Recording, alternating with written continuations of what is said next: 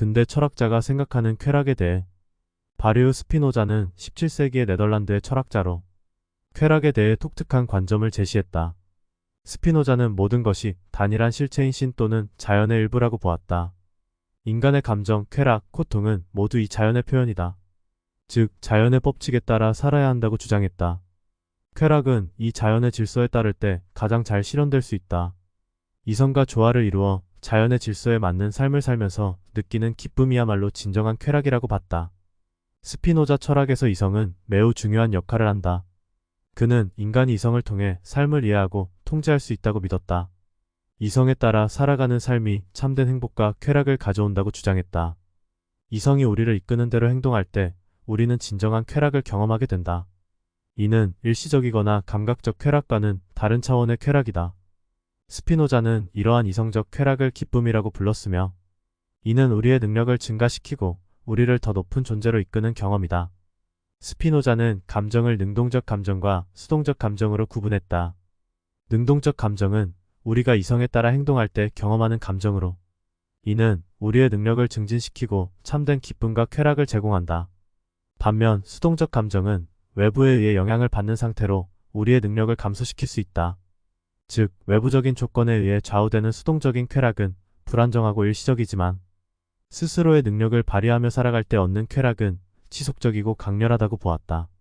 스피노자는 쾌락을 억제해야 행복한 것이 아니라 행복해야지 쾌락을 억제할 수 있다고 하였다. 즐기는 것을 억제해야만 행복을 누릴 수 있는 것이 아니다. 오히려 행복한 상태에서 쾌락을 억제할 수 있는 것이 중요하다.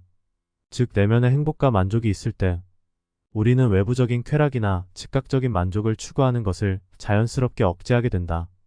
제러미 벤담은 영국의 철학자이자 법률학자로 공리주의 창시자로 널리 알려져 있다.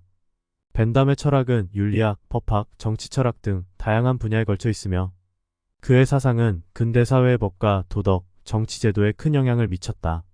쾌락에 대한 그의 견해는 공리주의라는 윤리론의 기초를 이루고 있다. 벤담은 공리주의의 핵심 원칙으로 최대 다수의 최대 행복을 제시했다. 이는 도덕적 행위의 기준이 많은 사람들에게 얼마나 큰 행복을 가져다 주는지에 달려있다는 것이다. 그는 쾌락과 고통이 인간 행동의 기본적인 동기라고 보았으며, 윤리적 판단은 행동이 가져오는 결과에 따라 평가되어야 한다고 주장했다. 즉, 어떤 행동이 고통보다 더 큰 쾌락을 가져온다면 그 행동은 도덕적으로 옳다고 평가할 수 있다. 벤담은 쾌락과 고통을 계산할 수 있는 7가지 방법을 제안했다.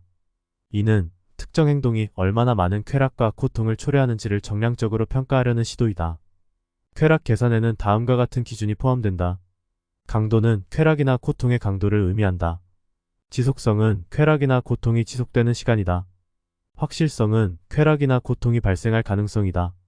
근접성은 쾌락이나 고통이 발생하는 시간적 근접성이다. 다산성은 쾌락이 또 다른 쾌락을 낳을 가능성이다. 순수성은 쾌락이 고통과 섞이지 않을 가능성이다. 범위는 영향을 받는 사람들의 수이다. 이러한 기준을 통해 벤담은 행위의 결과를 보다 객관적으로 평가하고자 했다. 하지만 쾌락과 고통을 어떻게 정확하게 측정할 수 있는지에 대한 의문이 제기되었다. 또한 인간을 쾌락을 추구하는 존재로 단순화하여 인간의 다양한 측면을 간과한다는 비판이 있다. 벤담은 모든 개인의 쾌락이 동등한 가치가 있으며, 특정 계층이나 집단의 쾌락이 다른 사람들의 쾌락보다 우월하게 평가될 수 없다고 보았다. 이로 인해 벤담은 평등주의적 윤리관을 지지하게 되었고, 이는 민주주의와 인권 사상에 중요한 영향을 미쳤다. 벤담에게 쾌락과 행복은 인간이 추구해야 할 궁극적인 목표였다. 그는 쾌락이 인간의 삶의 중요한 요소임을 강조했지만, 쾌락의 질적 차이보다는 양적 차이에 더 중점을 두었다. 즉, 모든 쾌락은 본질적으로 동일하며 더 많은 쾌락이 더 큰 행복을 의미한다고 보았다. 벤담은 쾌락을 인간 행동의 중심 동기로 보고, 쾌락의 양을 계산하여 행동의 도덕성을 판단하는 공리주의 철학을 발전시켰다.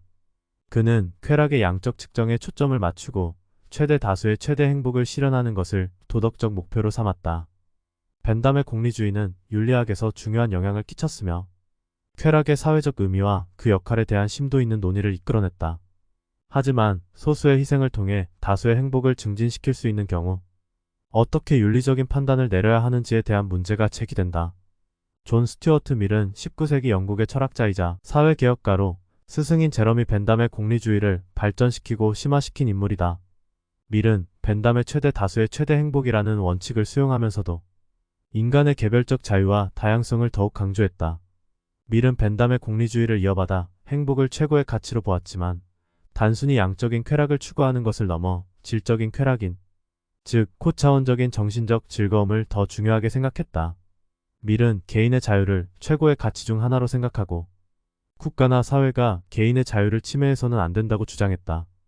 특히 표현의 자유, 사상의 자유 등을 강조하며 자유론을 통해 이를 체계화했다. 이는 다른 사람에게 해를 끼치지 않는 한 개인은 자신의 행동에 대해 자유로워야 한다는 원칙이다. 밀은 쾌락을 고급 쾌락과 저급 쾌락으로 구분했다. 고급 쾌락은 지적이고 정신적인 쾌락을 의미하며 저급 쾌락은 감각적이고 육체적인 쾌락을 의미한다. 그는 고급 쾌락이 저급 쾌락보다 더 높은 가치를 지니며 인간의 행복에 더 중요한 기여를 한다고 주장했다. 즉 지적활동, 예술 감상, 도덕적 성찰과 같은 고급 쾌락은 단순한 감각적 즐거움보다 더 중요하다고 보았다. 벤담이 쾌락의 양을 중시했다면 밀은 쾌락의 질적인 차이를 강조하며 만족한 돼지가 되기보다는 불만족한 소크라테스가 낫다라는 유명한 말을 남겼다.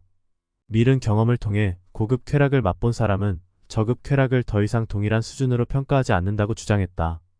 이러한 관점에서 지적이고 도덕적인 삶을 추구하는 것이 참된 행복을 얻는 길이라고 보았다. 따라서 어떤 행위가 더 많은 사람에게 더 큰 행복을 가져다 주더라도 그 쾌락의 질이 낮다면 더 높은 질의 쾌락을 가져다 주는 행위보다 덜 바람직할 수 있다고 보았다. 밀은 인간을 단순히 쾌락을 추구하는 존재로 보지 않고 정신적인 성장과 발전을 추구하는 존재로 보았다. 이는 인간의 존엄성을 강조하는 중요한 시각이다. 밀은 쾌락이 윤리적 판단의 중요한 요소임을 인정하면서도 모든 쾌락이 동등하지 않다고 보았다. 그는 고급 쾌락이 저급 쾌락보다 더 큰 가치를 지니며 이러한 고급 쾌락을 추구하는 것이 인간의 행복과 도덕적 성취에 더 중요한 기여를 한다고 주장했다. 프리드리히 니체는 쾌락을 넘어서 더 높은 가치를 추구해야 한다고 주장하면서도 쾌락이 인간 삶에서 중요한 역할을 한다는 점을 인정했다. 그는 쾌락주의에 비판적이었지만 인간의 본능적 욕구와 힘에 대한 의지를 중시했다.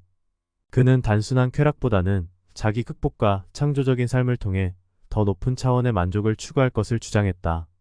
즉, 쾌락은 삶의 목표가 아니라 힘과 권력을 추구하는 과정에서 경험할 수 있는 하나의 측면일 뿐이다. 인생의 참된 가치와 목표는 개인의 능력과 잠재력을 극대화하는 데서 나온다는 것이다. 니체는 고통을 포함한 모든 감정을 중요한 삶의 요소로 간주했다. 그는 고통이 삶에서 불가피하며 이를 통해 인간은 성장하고 자기 극복을 이룬다고 보았다. 단순한 쾌락의 추구만으로는 인간의 깊은 성장을 이룰 수 없다고 주장했다. 그는 삶을 긍정하고 고통과 죽음마저도 삶의 일부로 받아들이는 태도를 강조했다. 쾌락은 이러한 긍정적인 삶의 자세를 가능하게 하는 원동력이다. 니체는 고대 그리스의 신 디오니소스를 상징적인 인물로 삼아 혼돈과 열정에서 오는 기쁨과 활력을 중요시했다. 디오니소스적 삶은 이성보다는 본능을, 금욕보다는 쾌락을, 절제보다는 과잉을 긍정하는 삶의 태도를 의미한다. 이런 삶을 통해 인간은 자신의 창조적인 힘을 발휘한다. 니체의 초인 개념은 기존의 도덕과 가치를 초월하여 자신만의 새로운 가치를 창조하는 인간상을 나타낸다. 초인은 자신의 쾌락과 고통을 모두 긍정하며 그것들을 자신의 성장과 자기 극복의 도구로 사용한다. 개인이 자아를 초월하여 자기 자신을 극복하는 과정에서 진정한 행복을 찾는다는 것을 의미한다. 쾌락은 고통과 함께 삶을 풍요롭게 만드는 요소이며 이를 통해 인간은 자신의 본성을 실현하고 새로운 가치를 창조할 수 있다. 영상이 마음에 드셨다면 구독과 좋아요 부탁드립니다. 여러분의 응원이 큰 힘이 됩니다.